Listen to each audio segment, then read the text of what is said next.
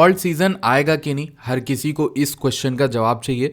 तो उसी के बारे में आज डिस्कशन करेंगे। आज सैटरडे है, वैसे भी मार्केट में उतना मूवमेंट नहीं रहेगा, तो चलते हैं डायरेक्टली स्क्रीन के ऊपर।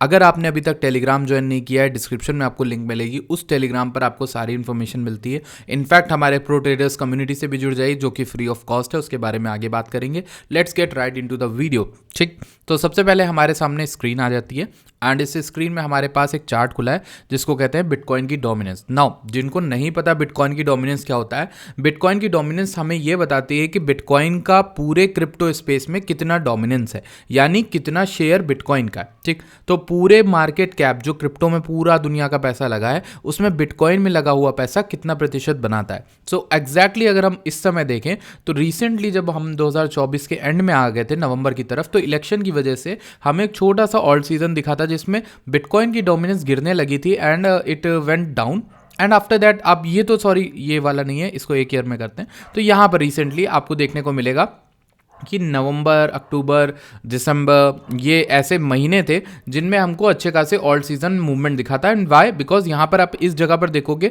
डिक्लाइन होते होते अदर्स की जो डोमिनेंस है, अदर्स डोमिनेंस मतलब ऑल्ट कॉइन की डोमिनेंस, वो बढ़ रही थी। मतलब ऑल्ट कॉइन में पैसा आ रहा था 32% गया एंड उसके बाद से फिर से बिटकॉइन ने 50, यहाँ पे बॉटम पे 54% तक बिटकॉइन की डोमिनेंस गई थी। उसके बाद से स्लोली आप ग्रोथ देखोगे, तो अगर मैं इसे 30 डे में भी कर दूँ तो आप देखोगे बिटकॉइन की डोमिनेंस 60% पे बनी हुई है एंड जो ऑल्टकॉइन की डोमिनेंस है वो 29% से स्टार्ट होते नीचे आई और 30.5% पे आ गई। ठीक, अब यहाँ पर जो डोमिनेंस है वो पढ़ने के लिए, समझने के लिए क्यों हमारे लिए इंपॉर्टेंट है वो मैं आपको बता देता हूँ। ये longer term time frame chart है। अगर आप इसमें देखो तो जब डोमिनेंस बिटकॉइन की उठी है, ऑल्ट्स ऐसे गिरती है at the same time, and इसका मतलब ये होता है कि बिटकॉइन अब स्पीड रन करेगा, बिटकॉइन ले लेगा सारी ताकत और बिटकॉइन अपने ही प्राइस में ज़्यादा, उसमें आपको वॉलेटिलिटी मिल जाएगी, बिटकॉइन के अंदर मोमेंटम ज़्यादा मिलेंगे, मतलब मूव ज़्यादा बड़े बड़े मिल सकते हैं। ठीक, सो ये एक रीज़न है जिस वजह से ऐसा कहा जाता है। मेरा क्या व्यू है, मैं बिटकॉइन की डोमिनेंस को ऑल्ट सीजन का इंडिकेटर नहीं मानता, कंप्लीटली नहीं मानता, और अगर मानूंगा भी तो भी वो लैगिंग इंडिकेटर होगा, तो मैं इस पर रिलाई नहीं करता। बट मेरी ऑडियंस जो है उनको इस तरह से सिखाया जाता है बाकी लोगों के द्वारा कि बिटकॉइन की डोमिनेंस ही तुम्हें ऑल्ट सीजन बताएगा। देखो, ये मार्केट एक मैच्योरिंग मार्केट है और इस बढ़ती हुई मार्केट में तुम्हें देखने होती हैं कई सारी चीज़ें। पहला आप ये देखो, सीएमसी का खुद का ऑल्ट कॉइन सीजन इंडेक्स है। ऑल्ट कॉइन सीजन इंडेक्स आया था 2024 की बात कर रहा हूँ मैं, यस 90 डेज में पिछले। आप देखोगे 8 यानी ये शायद दिसंबर की बात है, दिसंबर के बाद से आप देखोगे जनवरी और यहाँ पर फाइनली फरवरी, फिर मार्च। अभी आप देखोगे जनवरी में स्टार्टिंग ऑल्ट्स में काफ़ी ज़्यादा मार्केट कैप था, 1.71 ट्रिलियन का था, और जैसे जैसे अभी समय बीतता गया, फरवरी आता गया, मार्च की तरफ हम आ गए, हमारा ऑल्ट्स में जो पैसा है 1.7 से लेकर 1.1 ट्रिलियन में आ गया। तो ऐसा क्यों हुआ, इसके पीछे के रीजंस क्या हो सकते हैं, उनको हमें समझना है इस पूरी वीडियो में चार्ट के द्वारा। तो अगर अभी तक चैनल को सब्सक्राइब नहीं किया तो कर लीजिए, वीडियो को भी लाइक करना। तो अब समझने के लिए हमें क्या समझना है वो हमें जानना है। देखिए, सबसे पहली चीज जो आपको समझनी है, अगर हमें आगे कुछ भी समझना है, हमें पहले बिटकॉइन का समझना होगा कि बिटकॉइन कहाँ पर है पूरी साइकिल में।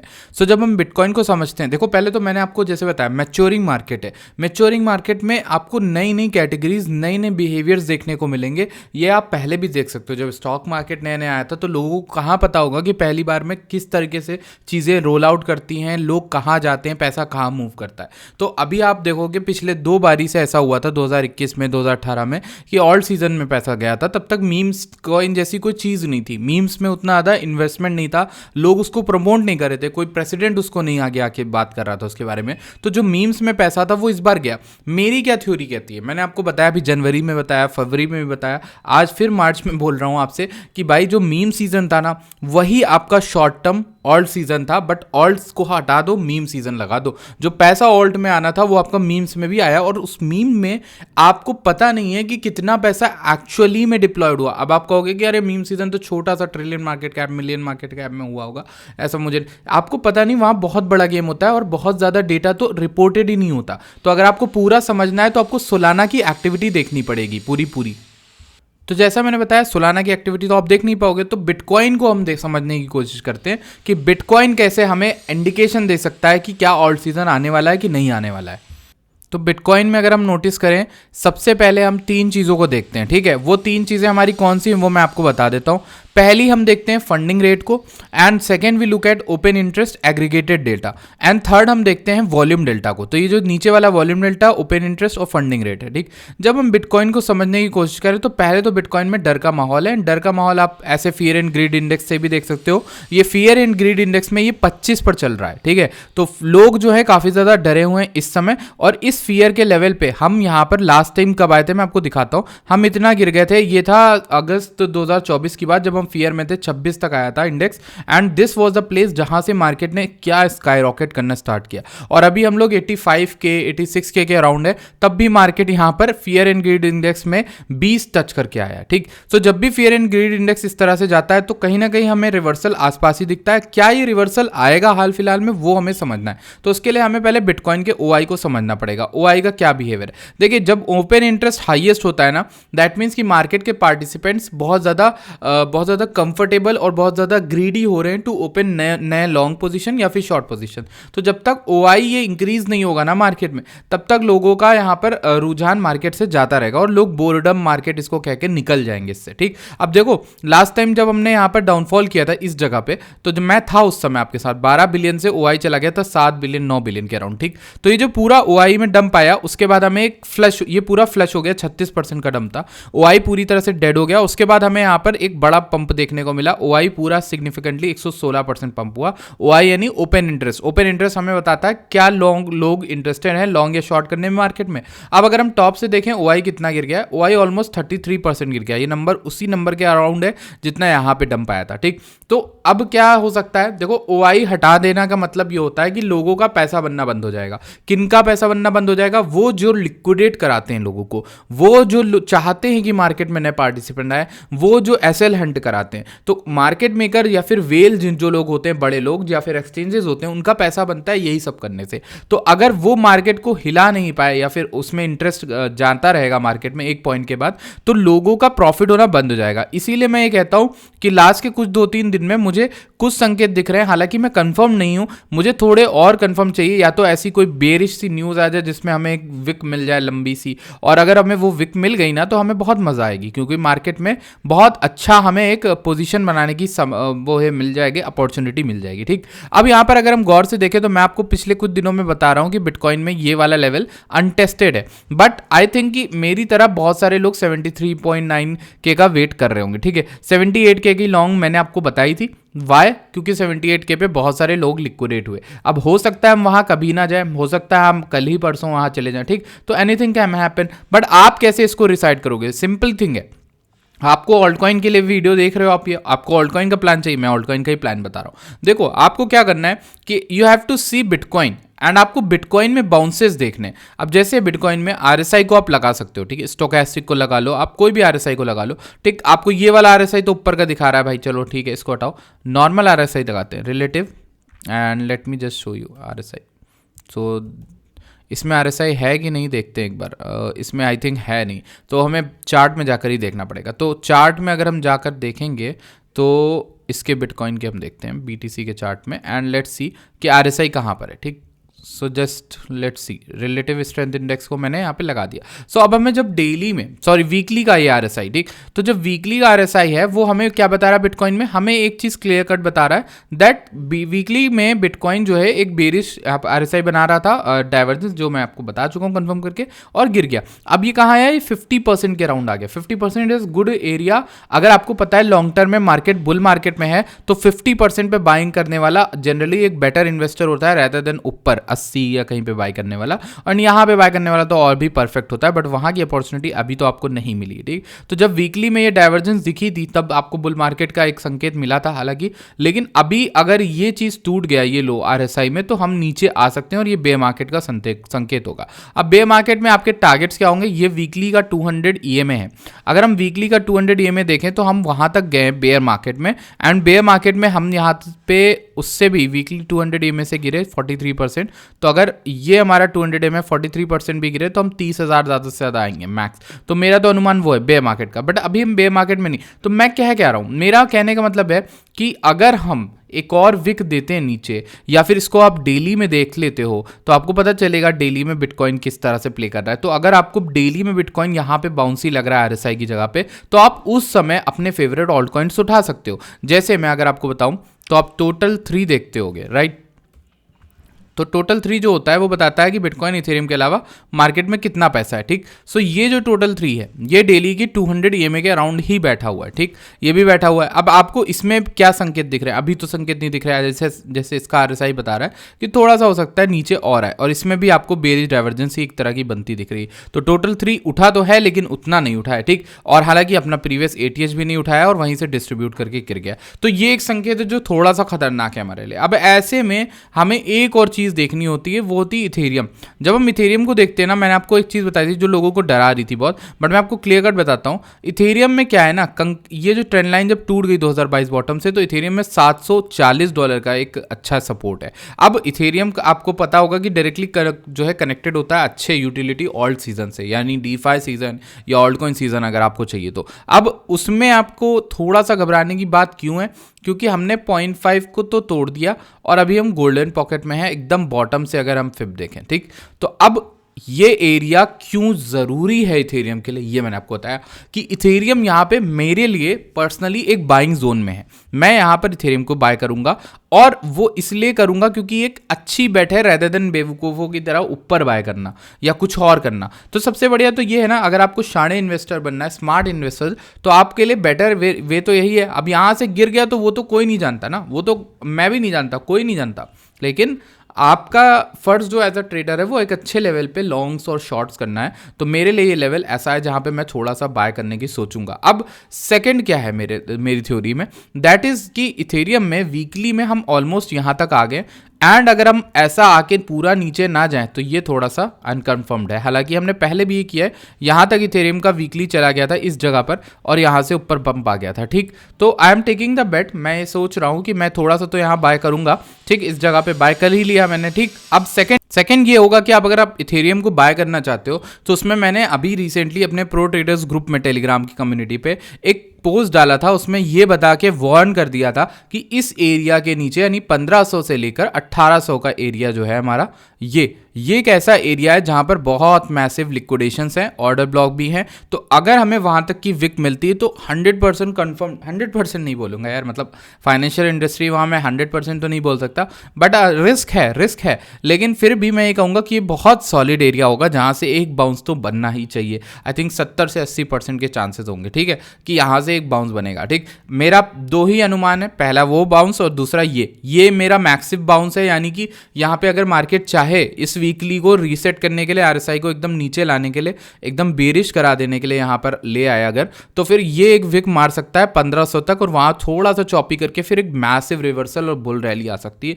वाई? बिकॉज इथेरियम बिटकॉइन से पहले इस पूरे बुल रन में ओवरसोल्ड हो गया वीकली में। तो आपको ये तो समझ में आ रहा है कि इथेरियम में एक बाउंस डेवलपिंग और पेंडिंग है, या तो यहां से ऐसे करेगा, ये नीचे आके लेगा, या फिर ये डायरेक्ट यहां से उठ जाएगा और यहीं से हमें एक अच्छी रैली मिलेगी। दोनों ही केसेस में मुझे जो लगता है वो इथेरियम में एक पेंडिंग मूवमेंट है और 2 ही ऑर्डर आप लगा सकते हो, दैट इज कि अभी या तो आप 2100 के अराउंड परफेक्ट बाइंग करो, या सेकंड बाइंग अगर आपको करनी है तो आप यहां पर हमारे $1500 के रीजन में या $1800 के बीच में कहीं पर आप बाइंग करना, ठीक है। उससे पहले नहीं, 1900 पे भी नहीं करने का मतलब है, 1800 से 1500 के बीच में ही लिक्विडेशन है, तो आप बाइंग वहां करोगे, वहीं पर ज्यादा प्रॉफिट होगा आपका।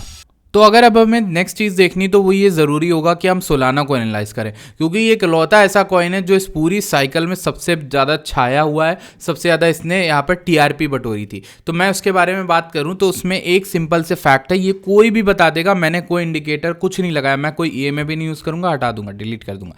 मेरे हिसाब से Solana had a very massive run, ठीक। फिर मैंने आपको सोलाना को बिटकॉइन पेयर में वॉर्न भी किया था टाइम रहते, ठीक है गैस। तो वहां पर मैंने आप लोगों को एक ही चीज बताई थी, वो ये थी कि यहाँ पर सोलाना वीकली में जो है थोड़ा सा अब गिरने लगा, अब वीकली में बेरिश लग रहा है, प्लस इसने स्ट्रक्चर को होल्ड नहीं किया, 150 से 180 वाला लेवल था शायद, तो वो स्ट्रक्चर जब इसने होल्ड नहीं किया तो that is clear cut indication कि सोलाना में थोड़ा सा वीक हो रहा है। अब सोलाना के पास रास्ता क्या है, या तो ये यहाँ पे आखिरी लाइन बची है जहां पर इसने पिछला पूरा 2024 स्पेंड किया था, वो था $120-126 के आसपास का रीजन। अगर वो एरिया टूटा तो सोलाना में एक मैसिव बेरिशनेस आएगी आएगी and that can lead us towards like $70-60 के एरिया में। And why I am saying so, because RSI यहाँ पर अभी भी अनफिल्ड है कि यहाँ पर ओवर सोल्ड नहीं हुआ है, तो कंप्लीटली ओवर सोल्ड ही की तरफ आएगा अगर इस तरह से वीकली में सोलाना गिर रहा है। काफ़ी दिनों से इसको वीकली में काफ़ी ज़्यादा ब्लीड भी कर रहा है। तो सोलाना की जो स्टोरी वो थोड़ी सी खराब है और अच्छी भी है। कैसे अच्छी है, जैसे ओवरऑल अब मैं आपको बताऊं कि इथेरियम जैसा लग रहा था, 2100 पे इथेरियम लग रहा है कि बायबल है, ठीक है, अच्छी जगह है, लेकिन टूट गया ना लेवल तो फिर खतरनाक है। तो ऐसे ही सोलाना में भी यही चीज़ है कि सोलाना में अगर 120 130 का लेवल टूट जाता है तो फिर गंदी मार्केट में यहाँ पर डंप आ सकता है और अप अंटिल $78 भी आ सकता है, जहाँ पर ये रीसेट आया था, रीटेस्ट आया था। तो फिर इसी चक्कर में मैं आपको सोलाना से थोड़ा सा दूर रहने भी कह सकता हूँ। लेकिन मैं ये कहूँगा कि अगर आपको स्पॉट में बाइंग करनी है आप यहाँ कर लो, लेकिन स्टॉप लॉस लगाओ। मेरे कहने का मतलब क्या है बताता हूँ। तो अब अगर आप सोलाना बाय करते हो, लेट सपोज इस तरीके से कोई पोजीशन क्रिएट करते हो, तो आपका स्टॉप लॉस सबसे लोएस्ट पॉइंट में होगा। ये जो विक गई थी 109 की, आप इस 109 के नीचे अपना स्टॉप लॉस लगा लो, ठीक है। ये सिर्फ और सिर्फ 18% होता है गाइस, ठीक, 17% होता है। तो 17% का स्टॉप लॉस आपको मिला। आप पूरा यहाँ पर ऑल टाइम हाई भी लोगे तो आपको 124% का रिटर्न मिल रहा है just by risking 17% stop loss. तो 17% के स्टॉप लॉस के साथ आपकी ये ट्रेड चल जाएगी। तो ये एक रिस्क होगी। अब जहां आपका स्टॉप लॉस शुरू हुआ 109 का, तो आप समझ लो दिक्कत है। और ये स्टॉप लॉस कैसे होगा, ये क्लोजिंग का वेट करना है। एटलीस्ट वीकली देख रहे हो तो एक हफ्ता कोई क्लोज होना चाहिए इस स्टॉप लॉस के नीचे, तब आप कट कर दो, ठीक। तो एक ये ट्रेड होगी। फिर नेक्स्ट ट्रेड आपकी इस लेवल के अराउंड होगी। जब हम इस लेवल आते हैं, ये लेवल हमारा कौन सा था, 78 का। सो अगर हम 78 आते हैं तो मेरी एक लॉन्ग ऐसे ओपन होगी जस्ट इस एरिया के नीचे, यानी 10% का स्टॉप लॉस लेके इस तरीके से एक लॉन्ग ओपन होगी। फिर ATH तक की होगी ओपन, उसमें हमें रिस्क टू रिवॉर्ड मिलेगा